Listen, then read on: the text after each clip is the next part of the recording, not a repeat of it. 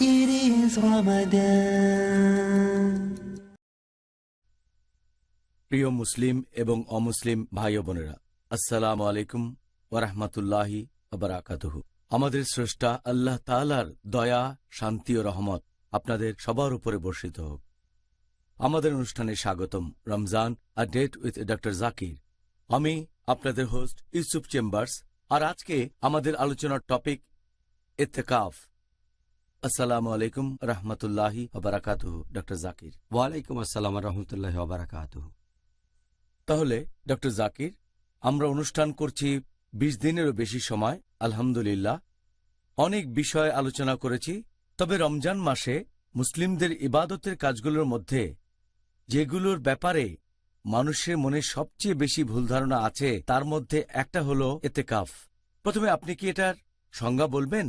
ইতিকাফ এছাড়াও আপনি কি আমাদের মুসলিম ভাই বোনদের উদ্দেশ্যে এটা বলবেন যে তাদের জন্য ইতিকাফ পালন করা উচিত কিনা, আর সব মুসলিমদের জন্য ইতিকাফ করা এটা কি ফরজ? আলহামদুলিল্লাহ ওয়াসসালাতু ওয়াসসালাম আলা রাসূলিল্লাহ ওয়া আলা আলিহি ওয়া সাহবিহি আজমাইন, আম্মা বাদ। আউযু বিল্লাহি মিনাশ শাইতানির রাজীম। বিসমিল্লাহির রহমানির রহিম। রব্বি ইশরাহ লি সাদরি ওয়া ইয়াসসির লি আমরি ওয়াহলুল উকদাতাম মিন লিসানি ইয়াফকাহু কাওলি। এই ইতিকাফ শব্দটার মূল যে আরবি শব্দ সেটা হচ্ছে আকাফা, যার মানে লেগে থাকা, ঝুলে থাকা, আটকে থাকা। এর মানে রাখা। এর আরেকটা মানে একটা জিনিসকে আরো একটার সাথে যুক্ত করা, যেটা হতে পারে ভালো অথবা খারাপ। আর পবিত্রকরণে বলা হয়েছে সূরা আম্বিয়া অধ্যায় নম্বর ২১ আয়াত নম্বর ৫২, সেখানে ইব্রাহিম আলাইহিস সালাম তিনি তার বাবাকে বলছেন আর তার সম্প্রদায়কে বললেন যে তোমরা যেসব মূর্তির পূজা করো, সে সময় তারা বিভিন্ন রকম মূর্তি পূজা করত। তিনি বললেন যে যে মূর্তির পূজা করো, এখানে আরবি শব্দটা আকিফুন, যে মূর্তির সাথে তোমরা লেগে থাকো, যার সাথে আটকে থাকো। এখানে শব্দটা ব্যবহার করা হয়েছে একটা নেগেটিভ জিনিস বোঝাতে। এছাড়াও অনেক আয়াতে এটা পজিটিভ জিনিস বোঝাচ্ছে। সূরা বাকারা অধ্যায় ২ আয়াত ১২৫, সূরা বাকারা অধ্যায় ২ আয়াত ১৮৭। লিসানুল আরব অনুযায়ী এই ইতিকাফ শব্দটার মানে সম্পূর্ণভাবে একজনকে কোনো কিছুর সাথে যুক্ত করা। এর মানে যখন কেউ মসজিদে থাকা শুরু করে আর আল্লাহর ইবাদত করে, ইসলামিক শরিয়া অনুযায়ী ইতিকাফ শব্দের মানে মসজিদে যুক্ত আর প্রত্যাবর্তন করা, মসজিদে অবস্থান করা। এটা করা আল্লাহ সুবহানাহু ওয়া তাআলার কাছাকাছি যাওয়ার আশায় এবং তার পুরস্কারের আশায়। এখন যদি এই ইতিকাফ সম্পর্কে বলতে হয় যে এটা বাধ্যতামূলক নাকি সুন্নত, ইতিকাফ আসলে একটা সুন্নত, এটা বাধ্যতামূলক না। শুধুমাত্র বিশেষ কিছু ক্ষেত্রে বাধ্যতামূলক হবে, যদি কেউ আল্লাহ সুবহানাহু ওয়া তাআলার কাছে মানত করে যে সে ইতিকাফ করবে যদি তার এই ইচ্ছাটা পূরণ হয়। যেমন ধরেন কেউ হয়তো বলল যে আমি ইতিকাফ করব ২ দিন যদি আমার অসুস্থ আত্মীয় সুস্থ হয়, অথবা আমি ইতিকাফ করব ৩ দিন যদি আমি পরীক্ষা পাশ করতে পারি। এভাবে যদি কেউ আল্লাহ তাআলার কাছে মানত করে যে তার ইচ্ছা পূরণ হলে ইতিকাফ করবে, তখন ইতিকাফ বাধ্যতামূলক। সে আল্লাহর কাছে মানত করেছে, তার পূরণ করতে হবে। এটা বাদে এমনিতে ইতিকাফ সুন্নত, তবে এটা হচ্ছে সুন্নতে মুআক্কাদা, মানে খুবই গুরুত্বপূর্ণ সুন্নত। আর একটা হাদিস এটা আছে সহিহ বুখারীতে, খণ্ড নম্বর ৮, বুক অব ওথস অ্যান্ড ভাউজ, হাদিস নাম্বার ৬৬৯৬। আল্লাহ সুবহানাহু ওয়া তাআলার রাসূল বলেছেন যে যদি কেউ প্রতিজ্ঞা করে যে আল্লাহ তাআলাকে সে মান্য করবে, তাহলে সেটা মেনে চলবে। আর যদি কেউ প্রতিজ্ঞা করে যে আল্লাহ তাআলাকে অমান্য করবে, তখন সেটা মেনে চলবে না। আরও একটা হাদিস হযরত ওমর রাদিয়াল্লাহু আনহু, এটা আছে সহিহ বুখারীতে, খণ্ড নম্বর ৮, বুক অব ওথস অ্যান্ড ভাউজ, হাদিস নম্বর ৬৬৯৭। হযরত ওমর রাদিয়াল্লাহু আনহু তিনি বলেছেন আল্লাহ সুবহানাহু ওয়া তাআলার রাসূলকে যে আমি মানত করেছিলাম সেই অজ্ঞতার যুগে, ইসলাম গ্রহণের আগে, যে এক রাতের জন্য মসজিদে হারামে ইতিকাফ করব। নবী তখন বললেন মানত পূরণ করো, কারণ মানতটা ছিল ভালো, আল্লাহ তাআলাকে মেনে চলা। নবী বললেন পূরণ করো। এছাড়াও পবিত্র কোরআনে অনেক আয়াতে ইতিকাফের কথা বলা হয়েছে। পবিত্র কোরআনে সূরা বাকারা অধ্যায় নম্বর ২ আয়াত ১২৫ আল্লাহ বলছেন ইব্রাহিম আলাইসাল্লাম আর ইসমাইল আলাইসাল্লামকে যে, হে ইব্রাহিম এবং ইসমাইল, ওনারা শান্তিতে থাকুন। আল্লাহর জন্য তোমরা কাবা ঘরকে পবিত্র রাখো, যেটা আল্লাহ সুবহানাহু ওয়া তাআলার ঘর। কারণ মানুষ কাবার চারপাশে প্রদক্ষিণ করে আর সেখানে থাকে, তারা ইতিকাফ করে, মসজিদে প্রত্যাবর্তন করে। আর বিশ্বাসীদের অনেকে আল্লাহ তাআলার ইবাদত করতে গিয়ে রুকু করে এবং সিজদায় যায়। এখানে ইতিকাফ বা প্রত্যাবর্তন শব্দটা আছে। এরপর আরো আছে সূরা বাকারা অধ্যায় 2 আয়াত 187, তখন তোমরা স্ত্রী সঙ্গত হইও না যখন মসজিদে প্রত্যাবর্তন করবে, যখন মসজিদে ইতিকাফ করবে। আর ইতিকাফ প্রসঙ্গে অনেক হাদিস আছে, যেমন সহিহ বুখারী খণ্ড নম্বর 3 বুক অফ ইতিকাফ হাদিস নাম্বার 2026। হযরত আয়েশা রাদিয়াল্লাহু আনহা, আমাদের নবীর স্ত্রী, তিনি বলেছেন যে নবী রমজান মাসের শেষ 10 দিন মসজিদে গিয়ে ইতিকাফ করতেন। নবী মারা যাওয়ার পরে নবীর স্ত্রীগণও এভাবে ইতিকাফ করতেন। তাহলে ইতিকাফ শুধু মানত করলে বাধ্যতামূলক, এমনিতে সাধারণভাবে এটা সুন্নাত, তবে খুবই গুরুত্বপূর্ণ সুন্নাত। আপনি কি আমাদের বলবেন যে ইতিকাফ করার প্রধান উদ্দেশ্য বা লক্ষ্যটা কি? প্রধান উদ্দেশ্য, প্রধান লক্ষ্য ইতিকাফের হচ্ছে লাইলাতুল কদরকে খোঁজা। আর একটা হাদিস, এটা আছে সহিহ মুসলিমে খণ্ড নম্বর 2 বুক অব ফাস্টিং হাদিস নাম্বার 2627। এখানে বলা হয়েছে নবী মুহাম্মদ সাল্লাল্লাহু আলাইহি সাল্লাম ইতিকাফ করলেন রমজান মাসের প্রথম 10 দিন। তারপর বলা হয়েছে যে নবী ইতিকাফ করলেন রমজানের মাঝের 10টা দিন। ছিলেন একটা টার্কিশ তাঁবুতে, সেখানে একটা মাদুর ঝুলছিল। এরপর নবী সেই তাঁবুর ভেতর থেকে মুখ বের করলেন আর তিনি বললেন যে, আমি সবেমাত্র জানতে পারলাম ফেরেশতার মাধ্যমে সেই মহান রাত মানে লাইলাতুল কদর পড়বে রমজান মাসের শেষ 10 দিনে। তাই যারা আমার সাথে ইতিকাফ কন্টিনিউ করতে চায় তারা করতে পারে। এই হাদিসের ভিত্তিতে আমরা জানতে পারি যে ইতিকাফ করার প্রধান উদ্দেশ্য হচ্ছে লাইলাতুল কদরকে খোঁজা। আর এ ব্যাপারে গত এপিসোডে বলেছি, আল্লাহ পবিত্র কোরআনে বলেছেন, এটা সূরা কদর অধ্যায় নম্বর 97 আয়াত নম্বর 3, লাইলাতুল কদর খায়রুম মিন আলফি শাহর, যার মানে এই লাইলাতুল কদর এটা 1000 মাসের চেয়েও উত্তম। তার মানে এর মহত্ব, ক্ষমতা 1000 মাসের চেয়ে অনেক বেশি। আর যদি ইবাদত করেন লাইলাতুল কদরের রাতে, এটা 1000 মাস ধরে আল্লাহর ইবাদত করার চেয়েও অনেক ভালো। এটাকে 12 দিয়ে ভাগ করেন, সেটা হবে 83 বছরেরও বেশি।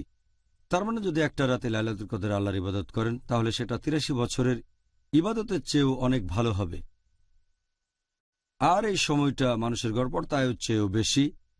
তাহলে প্রধান উদ্দেশ্য হচ্ছে লাইলাতুল কদরকে খোঁজা।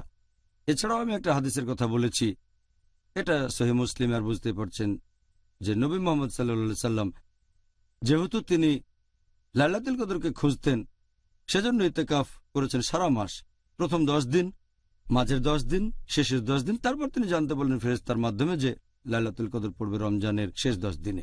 এছাড়াও আমরা জানতে পারি যে সাহাবীগণ নবীকে অনুসরণ করতেন এই পবিত্র রমজানের শুরু থেকে একেবারে শেষ পর্যন্ত। ওনারা নবী মুহাম্মদ সাল্লাল্লাহু আলাইহি ওয়াসাল্লামের প্রতি এতটাই অনুগত ছিলেন। আর এছাড়াও আরেকটা হাদিস আছে সহিহ মুসলিমে খণ্ড নম্বর 2 বুক অব ফাস্টিং হাদিস নাম্বার 2625। নবী মুহাম্মদ সাল্লাল্লাহু আলাইহি ওয়াসাল্লাম সাহাবীগণকে বললেন, তোমরা যারা আমার সাথে ইতিকাফ কন্টিনিউ করতে চাও তারা করতে পারো, এটাকে বাধ্যতামূলক করেননি। যারা ইতিকাফ করতে চায় তারা তাদের জায়গায় বসে করতে পারে, এমন না যে নবীর সাথে থাকতে হবে। এখানে আমরা সাহাবীগণের প্রতি নবীর সহানুভূতি দেখতে পাই। তাহলে প্রধান উদ্দেশ্য লাইলাতুল কদরকে খোঁজা। এছাড়াও আরো বেশ কয়েকটা উদ্দেশ্য আছে। 1 নাম্বার, লাইলাতুল কদর খোঁজার পাশাপাশি সেটা হচ্ছে আরো বেশি আল্লাহ তাআলার কাছাকাছি আসা আর অন্য মানুষ থেকে নিজেকে বিচ্ছিন্ন রাখা। 2 নাম্বার হচ্ছে নিজের আধ্যাত্মিকতাকে উদ্দীপিত করা এবং আধ্যাত্মিকভাবে আল্লাহ সুবহানাহু ওয়া তাআলার কাছাকাছি আসা। 3 নাম্বার, যখন অন্য মানুষ থেকে নিজেকে বিচ্ছিন্ন করবেন আর জাগতিক কাজ থেকে, এতে করে আপনি সুযোগ পাবেন বেশি করে আল্লাহ সুবহানাহু ওয়া তাআলার ইবাদত করা। নফল নামাজ পড়বেন, আল্লাহ সুবহানাহু ওয়া তাআলার কাছে দোয়া করবেন, তার কাছে ক্ষমা চাইবেন, জিকির করবেন। এতে করে আপনার তাকওয়া অনেক বেড়ে যাবে। এছাড়াও ইতিকাফ করলে আরো ভালোভাবে রোজা রাখতে পারবেন। যখন আমরা রোজা থাকি তখন হয়তো সব সুন্নত পালন করি না, সম্ভাবনা থাকে বিচ্যুত হয়ে পড়ার, বিভিন্ন আকাঙ্ক্ষা আসবে। ইতেকাফ করলে এই সুন্নতগুলো পালনের সুযোগ পাবেন রোজার সময় যদি ইতেকাফ করেন। আর সবশেষে যখন ইতেকাফ করবেন তখন জাগতিক আনন্দ ত্যাগ করছেন, যেগুলো অন্য সময় উপভোগ করতেন। রমজানের সময় আপনার এই কাজগুলো করার অনুমতি আছে, কিন্তু ইতেকাফের সময় সেই কাজ থেকে নিজেকে বিরত রাখলেন শুধুমাত্র আল্লাহ সুবহানাহু ওয়া তাআলার জন্য। আচ্ছা, এই সুন্দর উত্তরের জন্য আপনাকে অনেক ধন্যবাদ। প্রিয় ভাই ও বোনেরা, ইনশাআল্লাহ আবার দেখা হবে একটা বিরতির পর। It is Ramadan. প্রিয় মুসলিম এবং অমুসলিম ভাই ও বোনেরা, আসসালামু আলাইকুম। স্বাগতম আমাদের অনুষ্ঠানে Ramzan a date with doctor Zakir. আমি আপনাদের হোস্ট ইউসুফ চেম্বার্স, আর আজকে আলোচনার টপিক ইত্তেকাফ। আসসালামু আলাইকুম। ওয়ালাইকুম আসসালাম রহমতুল্লাহ বারাকাতুহু। এবারের প্রশ্ন ইত্তেকাফ করার একটা শর্ত নিয়ে। যে ব্যক্তি ইত্তেকাফ করছে তার কি মসজিদের সীমানা ছেড়ে বাইরে যাওয়ার অনুমতি আছে? সাধারণত ইতেকাফের সময় মসজিদ ছেড়ে যাওয়া উচিত না। মসজিদ ছেড়ে গেলে ইতেকাফের একটা মূলনীতি ভাঙছেন, ইতেকাফ তাহলে বাতিল হয়ে যাবে। তবে যদি কোনো ইমার্জেন্সি থাকে, তেমন কোনো প্রয়োজন হয়, তাহলে যেতে পারেন। যেমন ধরেন কেউ হয়তো প্রকৃতির ডাকে সাড়া দেবে, তাহলে তো তাকে বাইরে যেতেই হবে। অথবা সে লোক যদি অজু করতে চায়, অথবা যদি সে গোসল করে পরিষ্কার হতে চায়, অথবা তার জন্য মসজিদে খাবার আনার মতো যদি কেউ না থাকে, তাহলে বাইরে গিয়ে খাওয়া দাওয়া করার জন্য অনুমতি আছে। তাহলে যদি এমন প্রয়োজন না দেখা দেয়, আর সহিহ বুখারীতে এটা উল্লেখ করা হয়েছে, খণ্ড নম্বর 3, বুক অব ইত্তেকাফ, হাদিস নম্বর 2029, হযরত আয়েশা রাদিয়াল্লাহু আনহা তিনি বলেছেন যে নবী ইত্তেকাফের সময় খুব প্রয়োজন না হলে কখনোই ঘরে ঢুকতেন না। তাহলে প্রয়োজন হলে অনুমতি আছে, তারা হলে সাধারণ পরিস্থিতিতে মসজিদ ছেড়ে যাওয়া উচিত না। আর যদি সেরকম প্রয়োজনে বাইরে যান, তাহলে যত তাড়াতাড়ি সম্ভব মসজিদে ফিরে আসবেন। তবে এখনকার দিনে আলহামদুলিল্লাহ অনেক মসজিদে, বেশিরভাগ মসজিদেই মসজিদের সাথেই টয়লেট আছে, তারপর সেখানে বাথরুমও পাবেন। মসজিদের ভেতরে অজুও করতে পারবেন, তাই মসজিদের বাইরে যাওয়ার খুব একটা প্রয়োজন নেই। আর ধরেন এছাড়াও নবীর স্ত্রী হযরত আয়েশা রাদিয়াল্লাহু আনহা তিনি বলেছেন, এটার উল্লেখ আছে সুনান আবু দাউদ, খণ্ড নম্বর 2, বুক অব ফাস্টিং, হাদিস নাম্বার 2467, যে লোক ইত্তেকাফ করবে, এটা ইত্তেকাফের সুন্নত, সে কোনো রোগীকে দেখতে যেতে পারবে না, অথবা কোনো জানাজায় যাবে না, অথবা স্ত্রীকে আলিঙ্গন করবে না, অথবা স্ত্রী সহবাস করবে না। আর খুব বেশি প্রয়োজন না হলে মসজিদ থেকে বের হবে না। এখান থেকে আমরা জানতে পারছি যে ইত্তেকাফ করার সময় এটা নবীর সুন্নত না যে আপনি কোনো রোগীকে দেখতে যাবেন, অথবা আত্মীয়ের বাসায় যাবেন, বা পরিবারের কাজে বাইরে কোথাও যাবেন টাকা উপার্জন করার জন্য, অথবা কোনো জানা যায়। তাই খুব প্রয়োজন না হলে মসজিদ ছেড়ে আপনি যেতে পারবেন না। আচ্ছা, আমরা তাহলে ইত্তেকাফ করার প্রধান একটা শর্তের ব্যাপারে বিস্তারিত জানলাম। এখন আপনি কি আমাদের বলবেন যে কোন কাজগুলি করলে ইত্তেকাফ বাতিল হয়ে যায়, কোন কাজগুলি করার অনুমতি নেই ইত্তেকাফের সময়? যেসব কারণে ইত্তেকাফ বাতিল হয়ে যেতে পারে, 1 নম্বর, উপযুক্ত কোনো কারণ ছাড়া মসজিদ থেকে বের হওয়া। একটু আগে এই ব্যাপারে বললাম, যদি সেরকম কোনো প্রয়োজন থাকে, হয়তো প্রকৃতির ডাকে সাড়া দিতে যাবেন, অথবা হয়তো অজু করবেন, অথবা হয়তো আপনি গোসল করবেন, অথবা খাবার আনার মতো কেউ না থাকলে বাইরে গিয়ে খাবার আনবেন, এ ধরনের পরিস্থিতিতে আপনি মসজিদ থেকে বের হতে পারেন। তবে উপযুক্ত কোনো কারণ ছাড়া মসজিদ থেকে বের হতে পারবেন না। আমি আগে বলেছি যে এখনকার দিনে আলহামদুলিল্লাহ, যেহেতু এখনকার দিনের বেশিরভাগ মসজিদেই টয়লেট আছে, বাথরুম আছে, তাই এখন এসব কাজের জন্য আর মসজিদের বাইরে যেতে হবে না। তাহলে 1 নম্বর, যদি কেউ উপযুক্ত কারণ ছাড়া মসজিদ থেকে বের হয়ে যায়, তাহলে ভেঙে যাবে ইত্তেকাফ। 2 নম্বর, যদি কেউ তার স্ত্রীর সাথে সহবাস করে, আল্লাহ পবিত্র কোরআনে বলেছেন সূরা বাকারা অধ্যায় নম্বর 2, আয়াত নম্বর 187, যে তোমরা তোমাদের স্ত্রীর সাথে সঙ্গত হও না যখন মসজিদে সংযুক্ত থাকবে। ইত্তেকাফের সময় তোমরা স্ত্রী সহবাস করো না। তাহলে বিশেষজ্ঞগণ এ ব্যাপারে একমত, যদি স্ত্রী সহবাস করে থাকেন ইত্তেকাফ তাহলে বাতিল হয়ে যাবে। তবে স্ত্রী আপনাকে টাচ করলো সাধারণভাবে, হয়তো আপনাকে খাবার দিতে সে টাচ করলো, এতে কোনো সমস্যা নেই। তবে এখানেও স্ত্রী যদি আবেগ নিয়ে স্পর্শ করে, অথবা আপনি আবেগে স্পর্শ করলেন, আলিঙ্গন করলেন বা চুমু দিলেন, বিশেষজ্ঞগণ সবাই একমত যে এটা হচ্ছে মাকরু, না করলে ভালো। কিছু বিশেষজ্ঞগণ বলেন ইতিকাফ ভেঙে যাবে, ইতিকাফ বাতিল হয়ে যাবে। তাহলে বিশেষজ্ঞগণের মধ্যে মতভেদ আছে। আমি আলিঙ্গন করছি অথবা স্ত্রীকে চুমু দিচ্ছি, এতে কি আসলে ইতিকাফ ভেঙে যাবে? কারণ পবিত্র কোরআনের সূরা বাকারা অধ্যায় 2 আয়াত 187, এখানে শব্দটা মুবাশশারা, যে তোমাদের স্ত্রীর সাথে সঙ্গত হও না। এখানে শব্দটার মানে হবে আসলে শুধুমাত্র যৌন মিলন।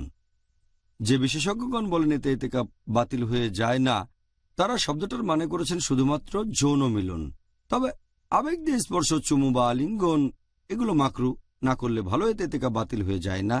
যারা শব্দটার মানে করেছেন সামগ্রিকভাবে, তারা বলছেন স্ত্রী সহবাসের পাশাপাশি স্ত্রীকে আলিঙ্গন করলে অথবা স্পর্শ করলে ইতিকাফ বাতিল হয়ে যাবে। আল্লাহ মালুম, আল্লাহ ভালো জানেন। 3 নম্বর যে কারণে ইতিকাফ বাতিল হয়ে যায় সেটা হচ্ছে রজস্রাব আর সন্তান প্রসবের পর যখন রক্তপাত হয়। 4 নম্বর যে কারণে ইতিকাফ বাতিল হয়ে যায় সেটা বড় ধরনের কোনো গুনাহ করা। 5 নম্বর অস্বাভাবিকতা, এটা হতে পারে পাগলামি থেকে, অথবা কোনো ড্রাগস বা মেডিসিনের কারণে, অথবা হতে পারে অ্যালকোহলের কারণে, হতে পারে মদের কারণে, অথবা মাদকদ্রব্য। কারণ আমরা ইবাদত করব স্বাভাবিক অবস্থায়। ইবাদত করব তখন যখন সুস্থ স্বাভাবিক থাকব। অস্বাভাবিক অবস্থায় পালন করলে সেই ইবাদতটা বাতিল হয়ে যাবে। ইতিকাফ বাতিল হওয়ার শেষ যে কারণ সেটা যদি শিরক করেন, আল্লাহ পবিত্র কোরআনে বলেছেন সূরা জুমার অধ্যায় নম্বর 39 আয়াত নম্বর 65, যে তোমার প্রতি এবং তোমাদের পূর্ববর্তীদের প্রতিও এটা অবতীর্ণ হয়েছে যে তোমরা যদি আল্লাহ ব্যতীত অন্য কোনো শরীক স্থির করো তাহলে তোমাদের সব কাজই নিষ্ফল হয়ে যাবে, কোনো লাভ হবে না। আর তারপর পরকালে বা আখিরাতে তোমরা অবশ্যই ক্ষতিগ্রস্ত হবে। সেজন্য যদি কোনো লোক শিরক করে, আল্লাহ সুবহানাহু ওয়া তাআলাকে বাদ দিয়ে অন্য কারো ইবাদত করে, তখন তার ইতিকাফ বাতিল হয়ে যাবে। তাহলে এই 6টা কারণে ইতিকাফ বাতিল হয়ে যাবে। আল্লাহ আমাদেরকে রক্ষা করুন, আমরা যেন এই ভুলগুলো না করি, আর আল্লাহ সুবহানাহু ওয়া তাআলা যেন আমাদের ইতিকাফ কবুল করেন। এবারে আমরা কয়েনের উল্টো পিঠটাও একটু দেখতে চাই। কোন কোন কাজগুলো করার অনুমতি রয়েছে ইতিকাফের সময়? ইতিকাফের সময় যে কাজগুলোর অনুমতি আছে, যদি প্রয়োজন হয় তাহলে আপনি মসজিদের বাইরে যেতে পারেন, এ কথা আগে বলেছি, টয়লেট করার জন্য, অথবা হয়তো অজু বা গোসলের জন্য, অথবা যদি খাবার না থাকে ইত্যাদি।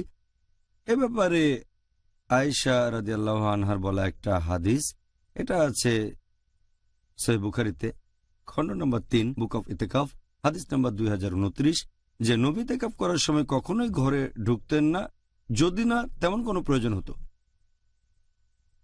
ইতিকাফের সময় অন্য যে কাজগুলোর অনুমতি আছে, যে আপনি খাওয়া দাওয়া করতে পারবেন, ঘুমাতে পারবেন মসজিদের ভেতরে, মসজিদে খেতে পারবেন, ঘুমাতে পারবেন, তবে এই সময় সাবধান যাতে সেই মসজিদের পরিচ্ছন্নতা পবিত্রতা বজায় থাকে, কারণ এটা ইবাদতের জায়গা। এ সময় আপনি চুল আঁচড়াতে পারেন, চুলে তেলও দিতে পারেন, শরীর থেকে অনাকাঙ্ক্ষিত চুল ফেলে দিতে পারেন, হাতের নখ কাটতে পারেন, তারপর অজু করতে পারেন, গোসল করতে পারেন, হাত পা ধুতে পারেন, নতুন পোশাক পরতে পারেন, সুগন্ধি মাখতে পারেন, এগুলোর অনুমতি আছে।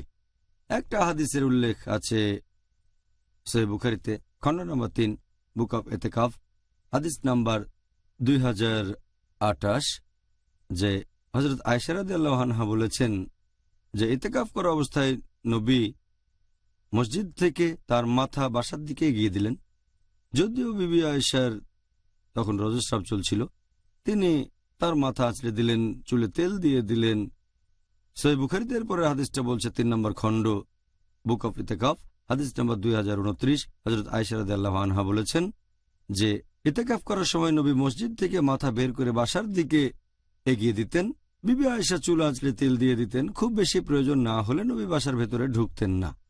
তাহলে বুঝতে পারছেন, চুল আঁচড়ানো যাবে, তেল দেয়া যাবে, এরকম যে কাজগুলোর কথা বলেছি। এছাড়াও আপনি চাইলে মসজিদের ভেতরে বা পেছনে একটা তাঁবু টাঙিয়ে রাখতে পারেন। এই হাদিসটা আছে সহিহ বুখারীতে, খণ্ড নম্বর 3, বুক অফ ইতিকাফ, হাদিস নাম্বার 2034, হযরত আয়েশা রাদিয়াল্লাহু আনহা বলেছেন যে আমাদের নবী রমজানের শেষ 10 দিন ইতিকাফ করতেন। তিনি নবীর জন্য তাঁবু বানিয়ে দিতেন, আর ফজরের নামাজ পড়ার পরে নবী ইতিকাফ করা জায়গাটাতে এসে তাঁবুর ভেতরে ঢুকতেন। আরেকটা হাদিস আছে সহিহ মুসলিম খণ্ড নম্বর 2, বুক অব ফাস্টিং, হাদিস নাম্বার 2641। নবী রমজান মাসের শেষ 10 দিন ইতিকাফ করতেন, আর ফজরের নামাজ পড়ার পর ইতিকাফের জায়গাতে এসে একটা তাঁবু খাটানোর নির্দেশ দিতেন, তারপর তাঁবুতে ঢুকতেন। তিনি সেখানে ইতিকাফ করতেন। এছাড়াও আপনি ইতিকাফের সময় আপনার স্ত্রী এসে কথা বলতে পারে, স্ত্রীর সাথে কথা বলার অনুমতি আছে, স্ত্রী মসজিদে ঢুকতে পারে। আর এই হাদিসটা আছে সহিহ বুখারীতে, খণ্ড নাম্বার 3, বুক অফ ইতিকাফ, হাদিস নাম্বার 2035, যে সাফিয়া রাদিয়াল্লাহু আনহা, তিনি ছিলেন নবীর স্ত্রী। নবী একবার ইতিকাফ করছেন, তিনি মসজিদে ঢুকলেন এবং নবীর সাথে কথা বললেন। কিছুক্ষণ পরে যখন চলে যাবেন, নবী তাকে মসজিদের দরজা পর্যন্ত এগিয়ে দিতে এলেন, উম্মে সালমার দরজা। আর তখন কিছু লোক মসজিদের ভেতরে ঢুকল, তারা নবীকে সালাম দিল। নবী তখন বললেন, তোমরা চলে যেও না, এ আমার স্ত্রী সাফিয়া বিনতে হুয়াই। তখন লোকগুলো বলল, সুবহানাল্লাহ ওয়া রাসূলুল্লাহ, তার মানে এ কথা ভাবলেন কিভাবে? তারা একটু দুঃখ পেল যে নবী কেন ভাবলেন তারা অন্যভাবে নিচ্ছে। তখন নবী উত্তর দিলেন যে শয়তান মানুষের কাছে এসে তার শরীরে রক্তের মতো যে কোনো অংশে চলে যেতে পারে, যাতে তোমাদের মাথায় কোনো খারাপ চিন্তা না আসে, সেজন্য তোমাদের আমি এ কথাটা বললাম। এখান থেকেই আমরা জানতে পারি যে অনেকের মনে হয়তো সন্দেহ আছে, তবে নবী এটা করেছেন আলহামদুলিল্লাহ। তাহলে যে ইতিকাফ করছে তার স্ত্রী মসজিদে ঢুকতে পারে। এছাড়া একটা হাদিস আছে সহিহ বুখারীতে, খণ্ড নাম্বার 3, বুক অফ ইতিকাফ, হাদিস নাম্বার 2037, যে হযরত আয়েশা রাদিয়াল্লাহু আনহা বলেছেন যে নবী সাল্লাল্লাহু আলাইহি সাল্লামের একজন স্ত্রী নবীর সাথে ইতিকাফ করেছিলেন।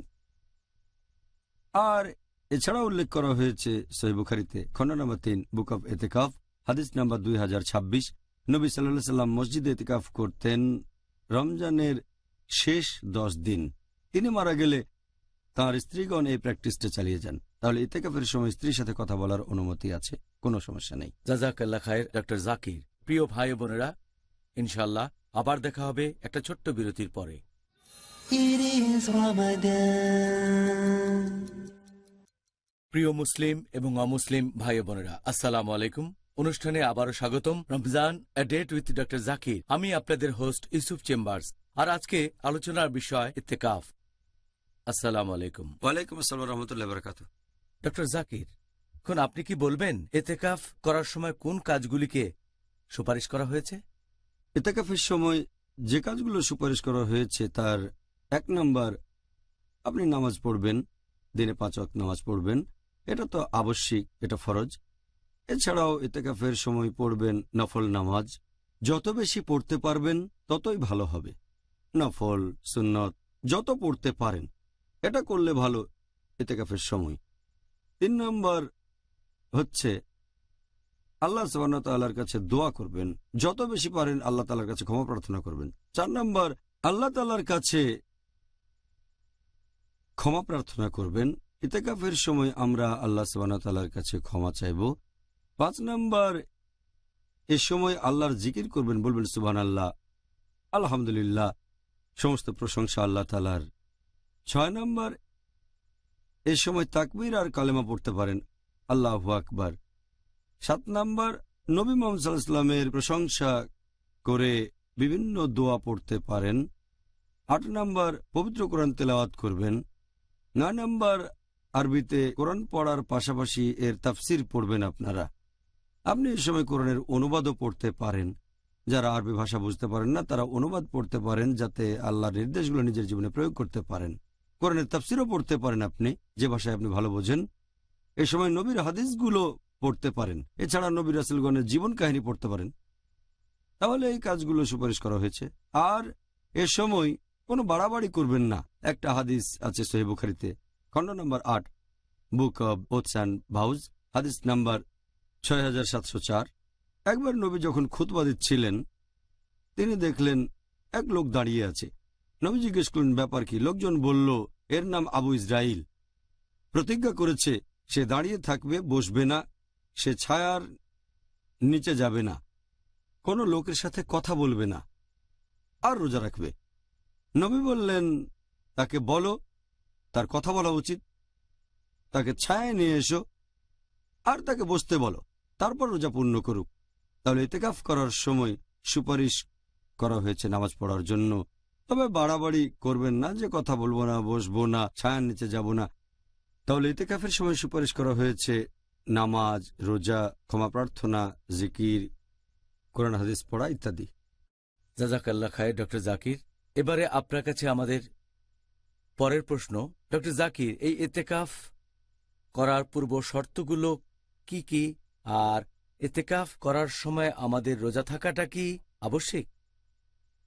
ইতিকাফ করার জন্য যে পূর্ব শর্তগুলো পালন করতে হবে, এখানে অবশ্যই তাকে মুসলিম হতে হবে, সুস্থ স্বাভাবিক হবে, তাকে সাবালক হতে হবে। এ সময় সে জানাবা অবস্থায় থাকবে না, সহবাসের কারণে অপবিত্র অবস্থায় থাকতে পারবে না। মহিলা হলে এ সময় রজস্রাব বা প্রসব পরবর্তী রক্তপাত হবে না। ইতিকাফ করার সময় পবিত্র থাকতে হবে। আর এগুলো ছাড়াও ইতিকাফের দুটো স্তম্ভ আছে। এক নাম্বার, সেটা হচ্ছে নিয়ত। ইতিকাফের নিয়ত হবে আল্লাহ তাআলার সান্নিধ্য লাভের চেষ্টা করা, তার পুরস্কার লাভের আশা করা। 2 নম্বর, ইতিকাফ করবেন কোন একটা মসজিদে। আল্লাহ পবিত্রকরণে বলেছেন সূরা বাকারা অধ্যায় 2 আয়াত নম্বর 187 যে তোমাদের স্ত্রীদের সঙ্গত হয়েও না যখন মসজিদে ইতিকাফ করবে। তাহলে ইতিকাফ করার সময় সহবাস করবেন না। এই প্রসঙ্গটা নিয়ে আগের প্রশ্নের উত্তরে আলোচনা করেছি। আর ইতিকাফ করবেন কোনো মসজিদে, এটা নিয়ে মতভেদ আছে। অনেকে বলেন যে কোনো মসজিদে করা যাবে, তবে বিশেষজ্ঞগণ বলেন যে কোনো মসজিদে করা হবে না, এমন মসজিদ হতে হবে যেখানে জামাতে নামাজ পড়া হয়, আর সেই মসজিদে যেন জুমার নামাজ জামাতে পড়া হয়। কারণ যদি সেখানে জামাতে নামাজ না পড়া হয় আর যদি কেউ সেখানে ইতিকাফ করে, তাহলে হয় সে জামাত ছাড়া নামাজ পড়বে, যেটা ঠিক না, অথবা অন্য মসজিদে তাকে নামাজ পড়তে যেতে হবে। ইতিকাফের উদ্দেশ্য ঠিক থাকবে না। তাই বেশিরভাগ বিশেষজ্ঞ বলেন এমন মসজিদ হবে যেখানে নিয়মিতভাবে জামাতে নামাজ পড়া হয়, আর বিশেষ করে যেন জুমার নামাজ জামাতে পড়া হয়। আর ইতিকাফের একটা পূর্ব শর্ত, এটা বলেছেন হযরত আয়েশা রাদিয়াল্লাহু আনহা, আছে সুনান আবু দাউদে, খণ্ড নাম্বার 2 বুক অব ফাস্টিং, হাদিস নাম্বার 2467, যে ইতিকাফ যে করে তার জন্য এটা সুন্নত। সে কোনো রোগী দেখতে যাবে না, কোনো জানাজায় যাবে না, অথবা স্ত্রীকে আলিঙ্গন করবে না, মেলামেশা করবে না, আর মসজিদ ছেড়ে বাইরে যাবে না যদি না বিশেষ কোনো প্রয়োজন হয়। ইতিকাফের সময় রোজা রাখাটা আবশ্যিক কি না, আয়েশা রাদিয়াল্লাহু আনহা বলেছেন একই হাদিসে সুনান আবু দাউদ খণ্ড নম্বর 2 বুক অব ফাস্টিং, হাদিস নাম্বার 2467, হযরত আয়েশা রাদিয়াল্লাহু আনহা বলেছেন রোজা না রাখলে ইতিকাফ হবে না, এটাই বলা হয়েছে। তবে সহিহ বুখারীর একটা হাদিস খণ্ড নম্বর 8 বুক অব ওথস অ্যান্ড ভাউজ, হাদিস নাম্বার 6697, এটা আগেও বলেছি যে হযরত উমর রাদিয়াল্লাহু আনহু নবীকে বললেন যে তিনি অজ্ঞতার যুগে ইয়ামাল জাহেলিয়ায় ইসলাম গ্রহণ করার আগে প্রতিজ্ঞা করেছিলেন মসজিদুল হারামে একদিন ইতিকাফ করবেন। নবী বললেন তোমার প্রতিজ্ঞা পূরণ করো, আমরা তো রাতের বেলায় রোজা রাখি না। তাহলে এই হাদিসটার মাধ্যমে আমরা বুঝতে পারছি এ সময় রোজা রাখা আবশ্যিক না, তবে এটা মুস্তাহাব, সুপারিশ করা সুন্নাহ। যদি রমজান ছাড়া অন্য মাসে ইতিকাফ করেন সে সময় রোজা রাখা বাধ্যতামূলক না। জাজাকাল্লাহ খায়ের ডক্টর, আপনি কি এখন আমাদের দর্শকদের উদ্দেশ্যে বলবেন যে এই ক্ষেত্রে আমাদের সঠিক সময় কোনটা হতে পারে? আমরা শুরু করব আর শেষ করব ইতিকাফ, আর সেটা বিশেষ করে পবিত্র রমজানের শেষ 10 দিনে। রমজানের শেষ 10 দিনে ইতিকাফ শুরু করার কথা যদি বলেন, বিশেষজ্ঞগণের মধ্যে এটা নিয়ে মতভেদ আছে। একদল বিশেষজ্ঞ, তাদের মধ্যে আছেন আল আউজাই, তারপর সাউরি বা ইমাম আল লাইস, আল্লাহ তাদের শান্তিতে রাখুন, তারা বলেন যে ইতেকাফ শুরু হওয়া উচিত ফজরের নামাজের পর 21তম রাতে। এই হাদিসটা উল্লেখ আছে সহিহ বুখারীতে খণ্ড নম্বর 3 অধ্যায় ইতেকাফ হাদিস নম্বর 2034 এবং 2041, যে হযরত আয়েশা রাদিয়াল্লাহু আনহা তিনি বলেছেন যে নবী রমজানের শেষ 10 দিন ইতেকাফ করতেন, আর আমি তার জন্য তাঁবু খাটিয়ে দিতাম। ফজরের নামাজের পরে নবী ইতেকাফ করার জন্য সেখানে এসে তাঁবুর ভেতরে ঢুকতেন। এই হাদিসের উপর ভিত্তি করে যে নবী সাল্লাল্লাহু আলাইহি সাল্লাম ফজরের নামাজের পর ইতেকাফের জায়গায় এসে তাঁবুর ভেতরে ঢুকতেন, এই বিশেষজ্ঞগণ বলেন যে ইতেকাফ শুরু হবে ফজরের নামাজের পরে। শেখ বিন বাজও একই মত পোষণ করেন, আল্লাহ তাকেও শান্তিতে রাখুন। ইতেকাফ কখন শুরু হবে এর উত্তরে তিনি বলেছেন ফজরের নামাজের পর রমজান মাসের 21তম দিনে। যদি শেষ 10 দিন ইতেকাফ করতে চান, এটার ভিত্তিও আয়েশা রাদিয়াল্লাহু আনহার এই হাদিস। তবে বেশিরভাগ বিশেষজ্ঞ, অন্যান্য বিশেষজ্ঞগণ, এদের মধ্যে 4 জন ইমামও আছেন, ইমাম আবু হানিফা, ইমাম মালিক, ইমাম শাফি, ইমাম আহমদ ইবনে হাম্বল, আর বেশিরভাগ বিশেষজ্ঞই বলেন যদি আপনি রমজানের শেষ 10 দিন ইতেকাফ করতে চান, ইতেকাফ শুরু করবেন সূর্য ডুবে যাওয়ার আগে। এটা করবেন 21তম রাতে, কারণ দিন শুরু হয় সূর্যাস্ত দিয়ে। তাহলে যদি শেষ 10 দিন ইতেকাফ করতে চান, শুরু করবেন সূর্য ডোবার আগে। আর তারা বলেন ইতেকাফ করার প্রধান উদ্দেশ্যটা বা লক্ষ্যটা হচ্ছে পবিত্র লাইলাতুল কদরকে খোঁজা, আর লাইলাতুল কদর হবে রাতের বেলায়। তাহলে যদি শেষ 10 রাত ইতেকাফ করেন, তার মধ্যে 21তম রাতটাও পড়বে। যেহেতু নবী বলেছেন, আর এ সম্পর্কে আমি আগেও বলেছি, তোমরা লাইলাতুল কদরকে খুঁজবে রমজান মাসের শেষ 10টা বেজোড় রাতে। এর মধ্যে 21তম রাতও আছে। যদি ফজরের নামাজের পর শুরু করেন, 21তম রাত মিস হবে। তাই বেশিরভাগ বিশেষজ্ঞ বলেন ইতেকাফ শুরু করবেন 21তম রাতের সূর্য ডোবার আগে। আর হযরত আয়েশা রাদিয়াল্লাহু আনহা যে বর্ণনা দিয়েছেন সহিহ বুখারী খণ্ড নাম্বার 3 বুক অফ ইতেকাফ হাদিস নাম্বার 2034 ও হাদিস নাম্বার 2041, যে নবী মুহাম্মদ সাল্লাল্লাহু আলাইহি সাল্লাম রমজান মাসের শেষ 10 দিন ইতেকাফ করতেন। আমি তার জন্য তাঁবু খাটিয়ে দিতাম। নবী ফজরের নামাজ পড়তেন, আর ফজরের নামাজ শেষে ইতেকাফের জায়গাতে আসতেন। এখন বিশেষজ্ঞগণ বলেন যে এই হাদিসটা কোথাও বলছে না যে নবী ইতেকাফ শুরু করতেন ফজরের নামাজের পরে। বলা হয়েছে ফজরের নামাজের পর তিনি ইতেকাফের জায়গাতে আসতেন, কারণ নবী সাল্লাল্লাহু আলাইহি সাল্লাম ফজরের নামাজের পরে একটু একা থাকতে চেয়েছিলেন। বিশেষজ্ঞগণ বলেন যে এখানে আসলে বোঝানো হচ্ছে যদি নবী 21তম রাত থেকে ইতেকাফ শুরু করেছেন সূর্য ডোবার আগে, তাহলে নবী মসজিদে ঢুকতেন সূর্য ডোবার আগে 21তম রাতে। ইতেকাফ শুরু হয়েছে সূর্য ডোবার আগে, তবে তিনি মসজিদে ইবাদত করেছেন, তারপর ইতেকাফের জায়গাতে আসলেন সেই তাঁবুতে, কারণ তিনি ফজরের নামাজের পর একটু অন্যান্য লোকজন থেকে আলাদা থাকতে চেয়েছিলেন। তাহলে এই ব্যাপারে সঠিক দৃষ্টিভঙ্গি, যেটা বেশিরভাগ বিশেষজ্ঞ বলেন, ইতেকাফ শুরু হবে 21তম রাতের সূর্য ডোবার আগে। তার মানে 20তম দিনে ইফতার করার আগে ইতেকাফ শুরু হবে। 20তম রোজাটা আপনি পালন করলেন ইফতার করার আগে, সূর্য ডোবার আগে ইতেকাফ শুরু করলেন। আর শেখ উসাইমিন, আল্লাহ তাকে শান্তিতে রাখুন, তাকে জিজ্ঞেস করা হলো রোজার শেষ 10 দিন ইতেকাফ কখন শুরু হবে। তিনি সেটাই বললেন যেটা বেশিরভাগ বিশেষজ্ঞ বলেছেন, এটা শুরু হবে সূর্য ডোবার আগে 21তম রাতে, তার মানে 20তম দিনের ইফতার করার আগে। তিনিও কারণগুলো একই বলেছেন। এরপর ইতেকাফ শেষ হওয়ার কথা যদি বলেন, অধিকাংশ বিশেষজ্ঞ বলেন ইতেকাফ শেষ হবে সর্বশেষ রোজার সূর্য ডুবে যাওয়ার পরে। যদি রমজানে 29টা দিন হয়, তাহলে 29তম দিনের সূর্যটা ডুবে যাওয়ার পরে, তার মানে শাওয়ালের প্রথম দিন শুরু হলো, তখন ইতেকাফ শেষ হয়ে যাবে। আর 30 দিন হলে 30তম রোজা শেষ হওয়ার পর সূর্য ডুবে গেলে ইতেকাফ শেষ হয়ে যাবে। তবে এখানে সব বিশেষজ্ঞ একমত যে এটা হচ্ছে মুস্তাহাব, কারণ কিছু সাহাবা ছিলেন যারা তারপরেও ইতেকাফ করে যেতেন ঈদের নামাজ পর্যন্ত। এটার উপর ভিত্তি করে বেশ কিছু বিশেষজ্ঞ বলেন যে এটা হচ্ছে মুস্তাহাব, এটা করলে ভালো, যে ঈদের আগের দিন রাতেও ইতেকাফ করবেন, তার মানে শাওয়ালের প্রথম দিন, সেদিন ফজরের নামাজ পড়বেন, তারপর ঈদের নামাজ পড়ে বাসায় চলে যাবেন। যদি ঈদের নামাজটা অন্য কোথাও আদায় করেন, কোনো ঈদগাহে পড়েন, তাহলে গোসল করে নামাজ পড়বেন, তারপর বাসায় চলে যাবেন। এটা করলে ভালো, তবে সব বিশেষজ্ঞ একমত যে ইতেকাফ শেষ হয়ে যাবে রমজান মাসের শেষ সূর্যাস্তের পর, সেটা হতে পারে 29 বা 30টা দিন। জাজাকাল্লাহ খায়ের। এই উত্তরের জন্য আপনাকে অনেক ধন্যবাদ। প্রিয় ভাই ও বোনেরা, ইনশাআল্লাহ আবার দেখা হবে একটা বিরতির পর। It is Ramadan. প্রিয় মুসলিম এবং অমুসলিম ভাই ও বোনেরা, আসসালামু আলাইকুম। অনুষ্ঠানে আবারও স্বাগতম। রমজান এ ডেট উইথ ডক্টর জাকির। আমি আপনাদের হোস্ট ইউসুফ চেম্বার্স। আর আজকে আলোচনার বিষয় ইত্তেকাফ। আসসালামু আলাইকুম। ওয়ালাইকুম আসসালাম রহমতুল্লাহ বারাকাতুহু।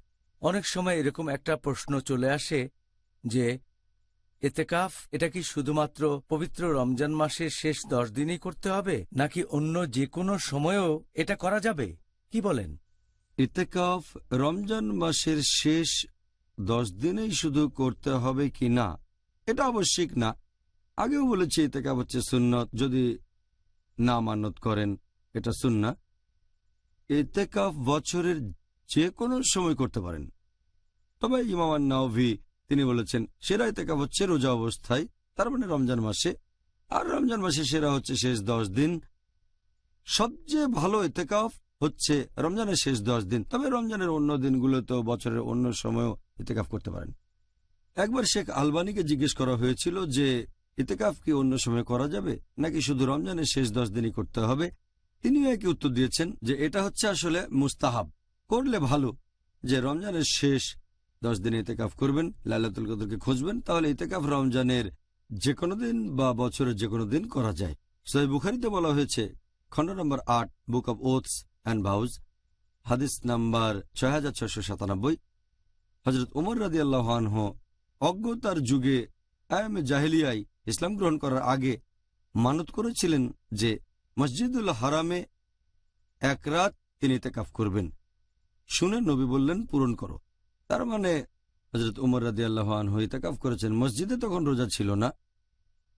আরেকটা হাদিস আছে সহিহ মুসলিমে, খণ্ড নম্বর 2, বুক অব ফাস্টিং, হাদিস নাম্বার 2641, যে নবী ইতেকাফ করতেন শাওয়াল মাসের প্রথম 10 দিন। আরেকটা হাদিস আছে সহিহ মুসলিম, খণ্ড নম্বর 2, বুক অব ফাস্টিং, হাদিস নাম্বার 2627, যে আমাদের নবী পুরো রমজান মাস ধরেই ইতেকাফ করতেন। রমজানের প্রথম 10 দিন, তারপর মাঝের 10 দিন, তারপর শেষের 10 দিন। আরও একটা হাদিস আছে সহিহ বুখারী, খণ্ড নম্বর 3, বুক অফ ইতেকাফ, হাদিস নম্বর 2044, যে নবী মারা যাওয়ার আগে শেষ রমজানে 20 দিন ইতেকাফ করেছিলেন। তার মানে শেষ ইতেকাফ করেছেন তিনি মারা যাওয়ার আগে, তার জীবনের শেষ রমজানে করেছিলেন শেষ 20 দিন। এছাড়াও আরেকটা হাদিস আছে যে ফেরেশতা জিবরাইল নবীকে কোরআন পড়ে শুনিয়েছেন 2 বার, এজন্য 20 দিন ইতেকাফ করেছেন। আরেকটা হাদিস আছে সহিহ বুখারীতে, খণ্ড নম্বর 3, বুক অফ ইতেকাফ, হাদিস নাম্বার 2026, যে নবী সাল্লাল্লাহু আলাইহি সাল্লাম ইতেকাফ করতেন রমজানের শেষ 10 দিন। তিনি মারা গেলে তার স্ত্রীগণে প্র্যাকটিস চালিয়ে যান। তাহলে বুঝতে পারছেন যে রমজান মাসের শেষ 10 দিন ইতেকাফ করলে ভালো, সবচেয়ে ভালো। এছাড়াও রমজানের যে কোনো দিনে ইতেকাফ করতে পারেন, বছরের যে কোনো দিনে করতে পারেন। জাজাকাল্লাহ খায়ের ডক্টর। এবার আপনার সাথে ইন্টারভিউ পর্বের শেষ প্রশ্ন, যেটার টপিক হলো ইতেকাফ। যে ইতেকাফ করলে আমরা কেমন পুরস্কার পেতে পারি? আপনি যদি ইতেকাফের পুরস্কারের কথা বলেন, আবু দাউদ রাদিয়াল্লাহু আনহু তিনি ইমাম হাম্বলকে জিজ্ঞেস করেছিলেন, আল্লাহ তাকে শান্তিতে রাখুন, যে ইতেকাফ করার পুরস্কারটা কি। তিনি বললেন, আমি কোনো পুরস্কারের কথা জানি না, কিছু হাদিস জানি যেগুলো জয়ীফ। এটা আবু দাউদের মাসাইলে উল্লেখ আছে। এরকম অনেক জয়ীফ হাদিস আছে যেখানে ইতেকাফের পুরস্কারের কথা বলা হয়েছে। যেমন ধরেন, এরকম একটা জয়ীফ হাদিস আছে যেটাকে জয়ীফ বলেছেন আলবানী। এটা উল্লেখ করা হয়েছে ইবনে মাজায়, যে কেউ যদি ইতেকাফ করে আর পুরস্কারের আশা করে এবং গুনাহ না করে, তাহলে সে তার করা সব ভালো কাজের জন্য এখানে পুরস্কার পাবে। শেখ আলবানী এই হাদিসটাকে জয়ীফ বলে মত দিয়েছেন ইবনে মাজাহ। এরকম একটা হাদিস আছে, সেটাও জয়ীফ। বলা হয়েছে, যদি কেউ ইতেকাফ করে 1 দিন আর আল্লাহর কাছে পুরস্কার আশা করে, আল্লাহ তখন সেই লোক এবং দোজখের আগুনের মধ্যে 3টা পরীক্ষা খুঁড়বেন। এক একটা পরীক্ষা চওড়াই হবে পৃথিবীর পূর্ব থেকে পশ্চিম পর্যন্ত। এই হাদিসটাকেও শেখ আলবানী জয়ীফ বলেছেন। আরেকটা হাদিস ইতেকাফের পুরস্কার নিয়ে কথা বলছে, এটাও জয়ীফ।